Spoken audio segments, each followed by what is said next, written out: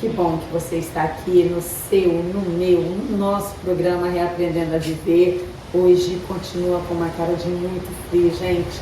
Tive que vestir até essa blusa aqui. Tá muito gelado aqui. E hoje a Camila que vai aquecer o nosso programa com essa entrevista maravilhosa. Muito obrigada, Camila, por ter vindo. É um prazer. Seja por você. Seja muito bem-vinda, viu? Obrigada. Gente, eu tenho muitas coisas para poder perguntar para a Camila, mas hoje nós vamos falar, dando essa continuidade ao nosso tema sobre a questão de crianças, adolescentes com transtornos e a dificuldade deles de aprendizagem numa escola, né? E a Camila, gente, ela está diretora, está que diz, né? Isso, eu estou na direção de uma escola. Eu sou professora e pedagoga e hoje estou atuando na direção de uma unidade de ensino de educação infantil. Viu como a gente aprende? Estou aprendendo, cada dia a gente aprende. E eu vou conversar um pouquinho com a Camila, para saber, nós já conversamos, né, com a Rutilane, e falamos sobre a questão da sala de aula, né? Como é conseguir dar aula ali com crianças que às vezes têm um transtorno. E ela também é neuropsicopedagoga, conversamos sobre isso. E hoje eu vou explorar essa moça aqui, querendo saber dela a questão de como é numa escola, porque a professora é uma coisa dentro de sala de aula. Aí ela passa por aquele ali que está dentro da sala. Sim. Você não, você tem que ingerir toda uma história de vários, né, que possam ter, não sei se tem na tua escola, crianças com transtornos. Primeiro eu quero saber qual a faixa etária da tua escola. Bom, na unidade que eu estou atuando hoje, nós atendemos crianças de 3 a 5 anos de idade.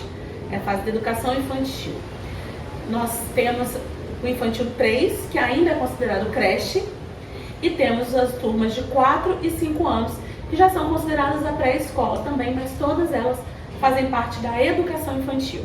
O que é a melhor idade para identificarmos os problemas, né, creio eu, pelo menos assim, para ver que aquela criança precisa de uma ajuda especial, até porque quanto mais tempo passa, mais demora, né, o retorno de um tratamento. Já aconteceu com vocês, assim, dos pais não identificarem que a criança tem alguma dificuldade e vocês, né, da unidade, identificarem? Sim, muitas vezes, né, acontece da família trazer para nós alguns relatos, mas não ter um embasamento pedagógico ou científico para identificar o que está acontecendo ali com aquela criança. E a socialização das crianças, ela é muito mais amplificada dentro da escola. Muitas das nossas crianças hoje, Sil, elas estão sozinhas como crianças em casa. Elas convivem, na maioria das vezes, com outros adultos. Sim.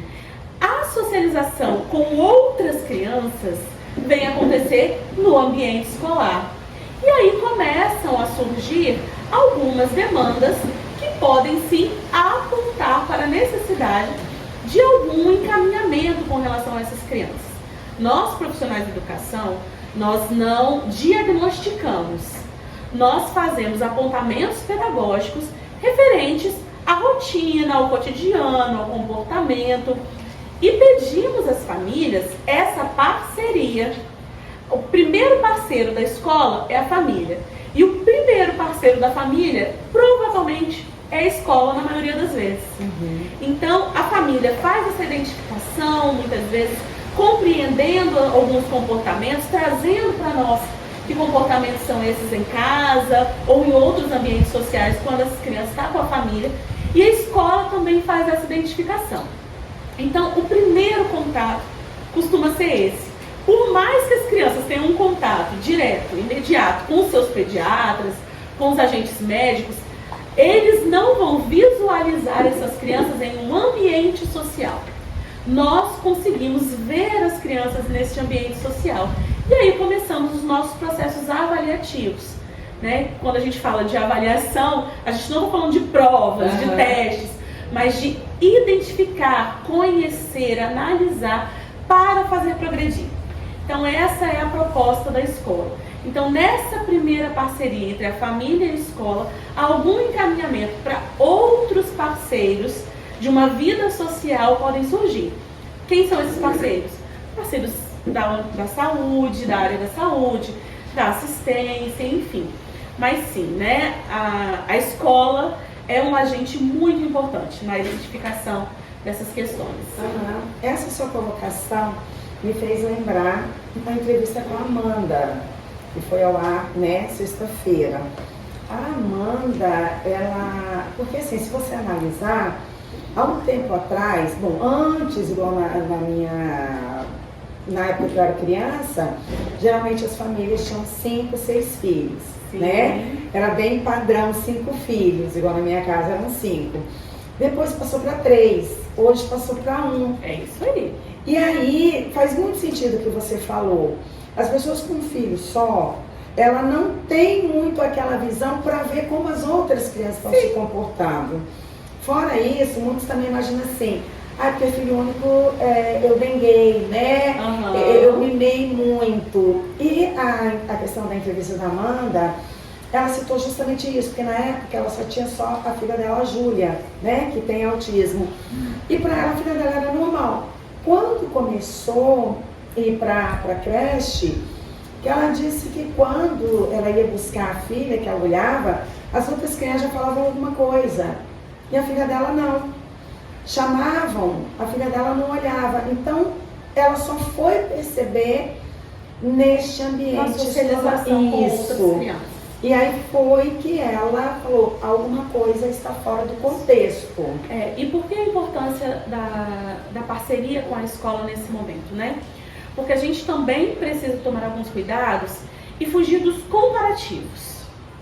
Cada criança é um indivíduo, independente dela ter o diagnóstico de um transtorno ou não.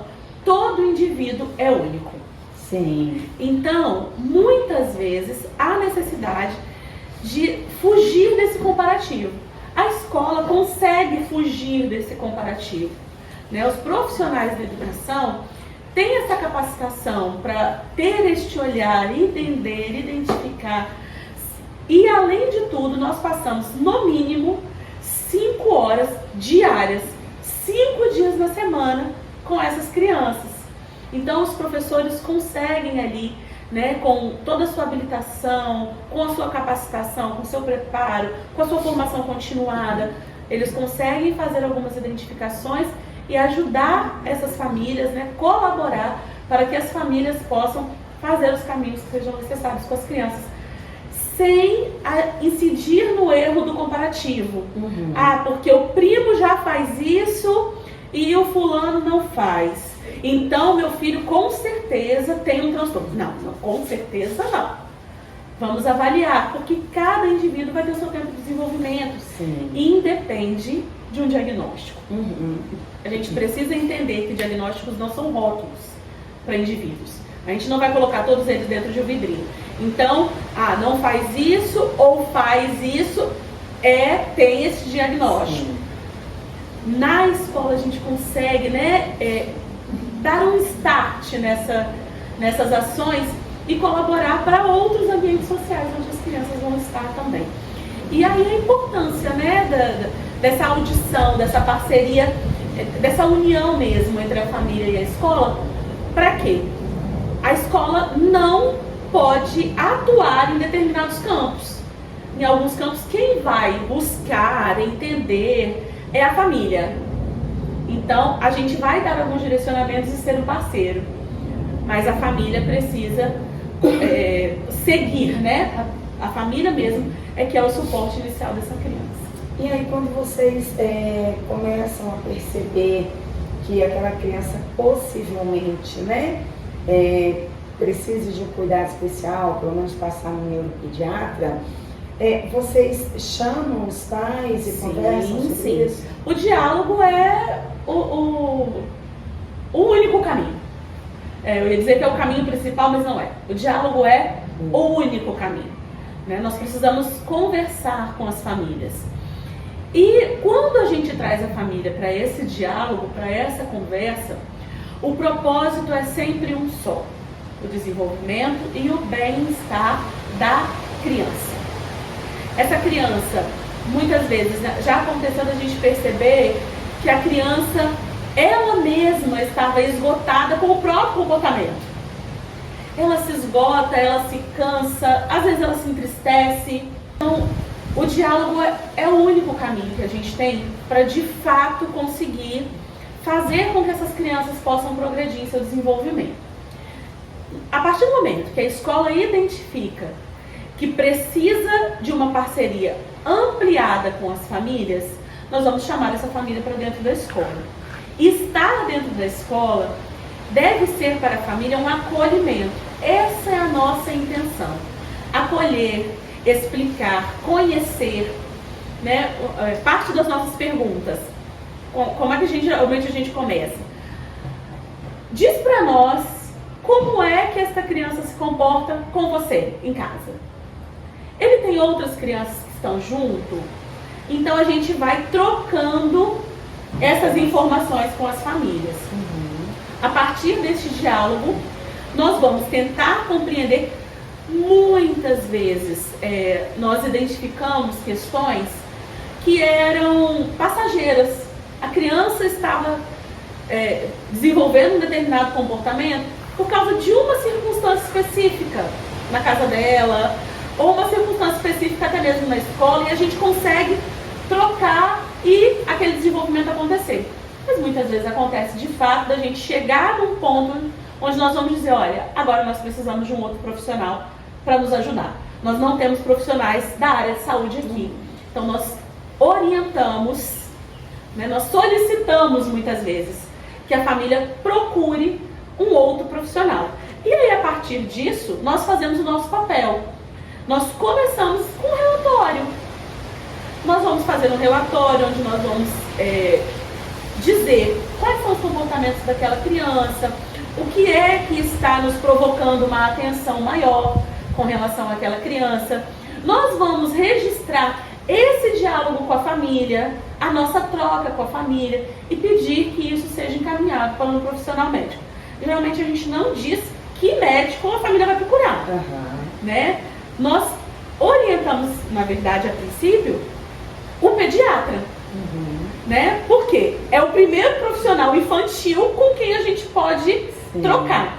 Então nós não vamos dizer para a família: olha, procure o psicólogo, procure o psiquiatra, procure o neuropediatra. Não. Qual é o primeiro profissional que vai atender uma criança dentro da unidade de saúde? É o pediatra. Então procure o pediatra. Leve as nossas informações para o pediatra. Ele vai fazer os encaminhamentos dentro da área dele.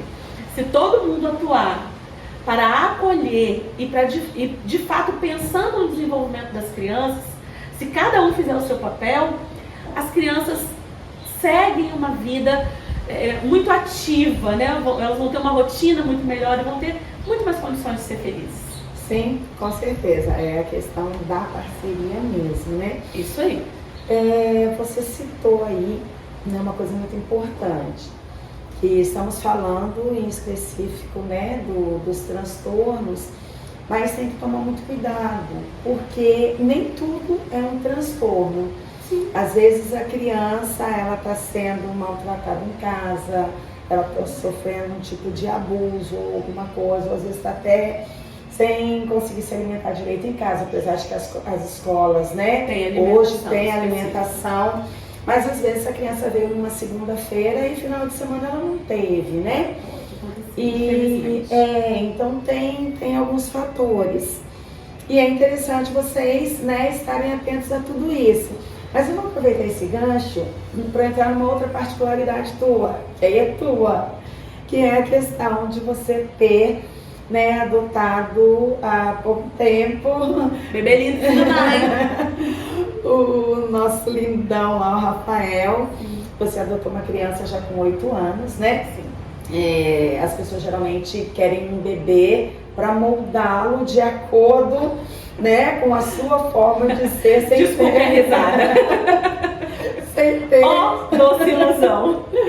E uma criança com 8 anos, né, ela já vem com históricos, né, da vida, de coisas que ele viveu, principalmente Rafael, que veio de um orfanato, né, e que nas escolas isso também influencia. Eu saí de um contexto onde eu estava, eu vim para uma outra casa e tal. Eu queria que você agora, quanto mãe e quanto diretora, falasse pra gente também sobre isso, porque também é importante, né, essa questão dessas crianças. Eu vou voltar, correndo o risco de ser repetitiva. É o diálogo. Não tem outro caminho. A gente precisa dialogar.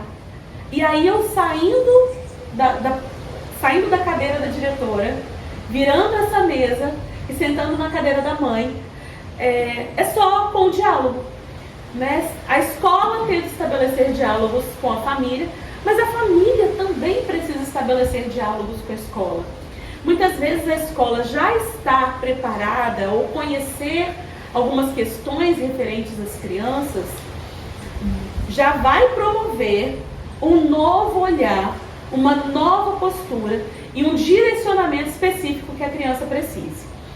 Quando a gente adotou o Rafael em 2023, nós o matriculamos numa escola pública próxima da nossa casa, que foi essencial no apoio e no desenvolvimento do meu filho, no reconhecimento de suas dificuldades, na intencionalidade pedagógica pensada para as especificidades que ele estava apresentando. Não para a especificidade de, é uma criança que vem de um acolhimento, é uma criança que tem um histórico. Toda criança tem um histórico. Toda criança. Inclusive as crianças, os filhos biológicos que acabaram de nascer de seus pais, ele tem um histórico, um intrauterino. Uhum. Eles têm um histórico.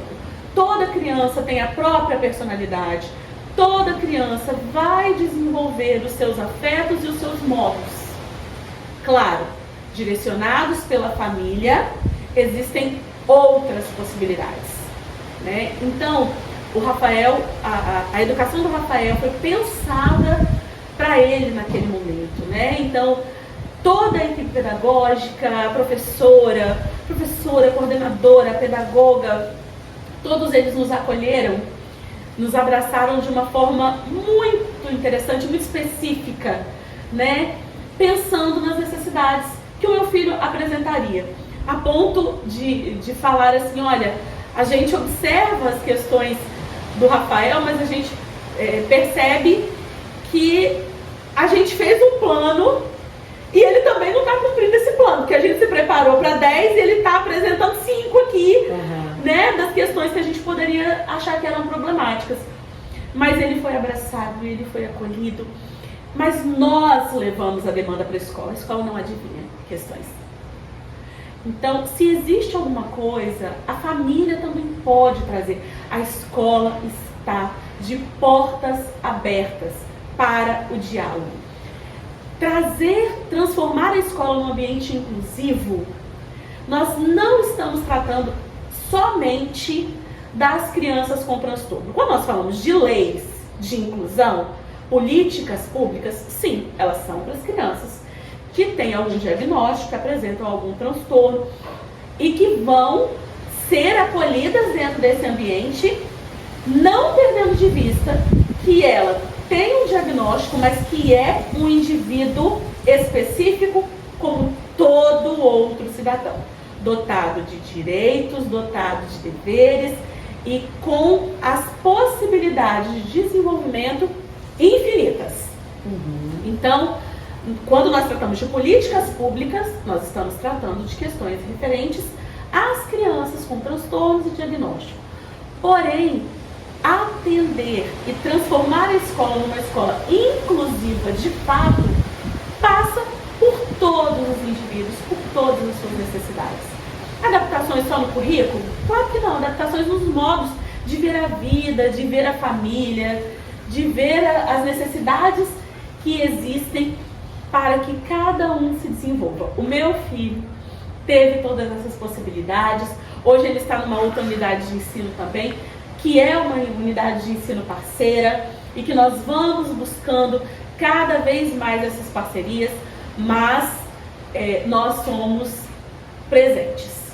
A presença da família ali dentro da escola. A escola é um espaço coletivo, né? Nós temos terminologias referentes à escola, e uma delas é a comunidade escolar.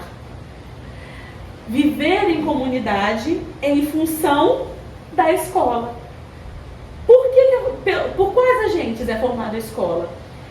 O foco são as crianças. Nós temos ali os professores, adultos em torno para direcionar essas crianças. Esse é o objetivo principal. Então, se nós pensarmos cada indivíduo com sua peculiaridade, com as suas necessidades, e buscarmos acolher cada um desses indivíduos, nós vamos sim ter uma escola de fato inclusiva, onde, independente do tipo de necessidade que a pessoa apresente, quer seja criança ou não, a gente está falando muito de criança, porque eu venho da educação infantil nesse momento, meu filho é uma criança, tem 10 anos, é uma criança, nós estamos tratando dessas questões aqui, mas a inclusão é isso, que nós possamos trabalhar com todos, que nós possamos de fato nos acolher e nos entender com empatia, sem estereótipos, sem rótulos, para que possamos seguir de fato e pelo bem das crianças. Nós somos os adultos da relação, a gente não pode esquecer disso. Pois é, gente, então aí fica a dica, né?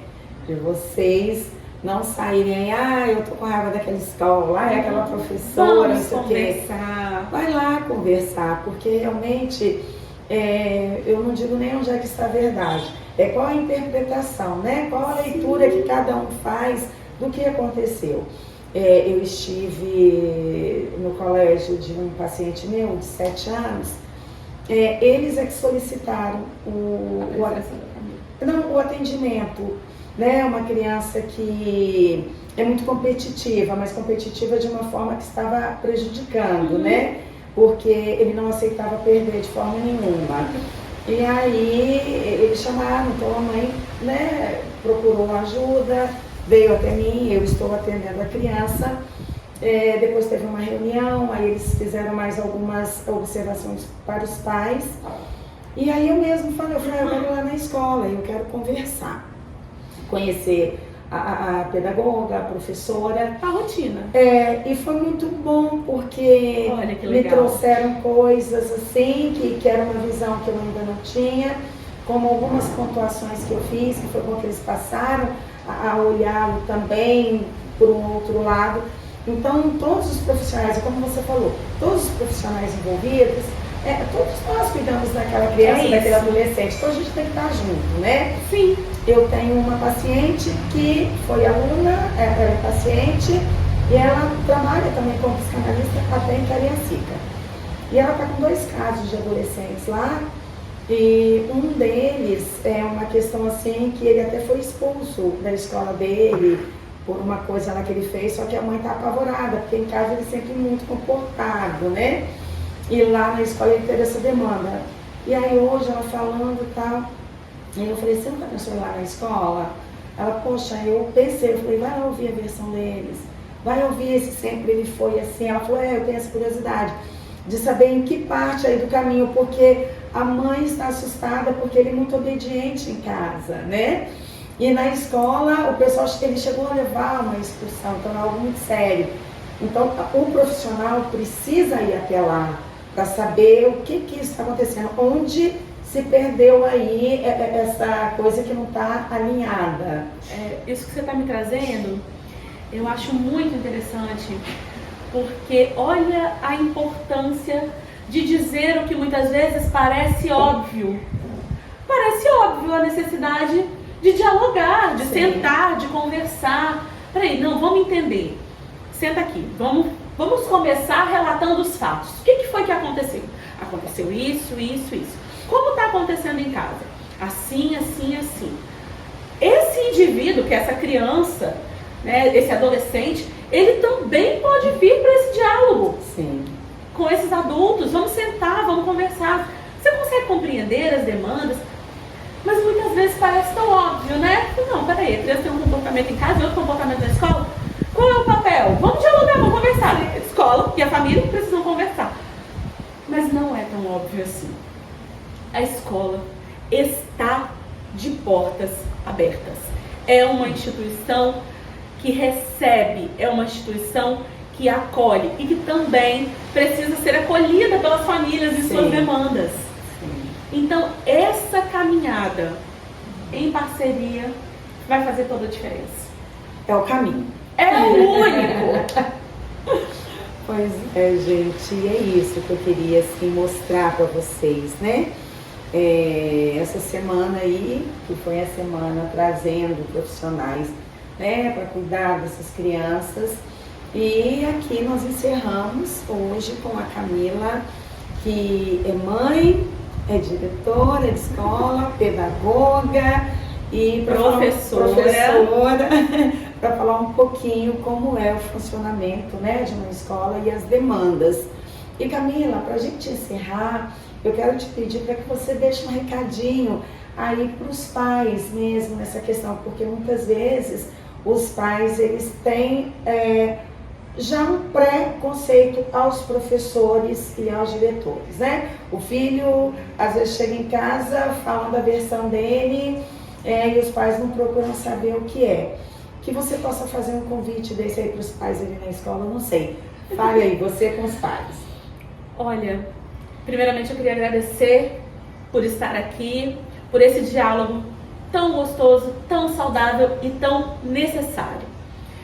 A importância da parceria entre a família e a escola vai refletir diretamente nas crianças.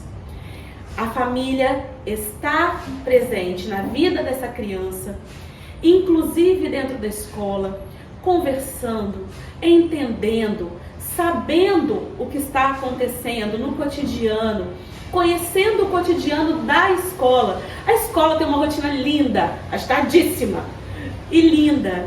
Conheçam a rotina, conheçam as escolas dos filhos de vocês, conheçam esses profissionais habilitados, preparados, que estudaram para estar ali, para o ensino dos filhos de vocês, associando a possibilidade que os professores trazem para os filhos de vocês com relação ao ensino e a educação familiar, o desenvolvimento das crianças vai acontecer.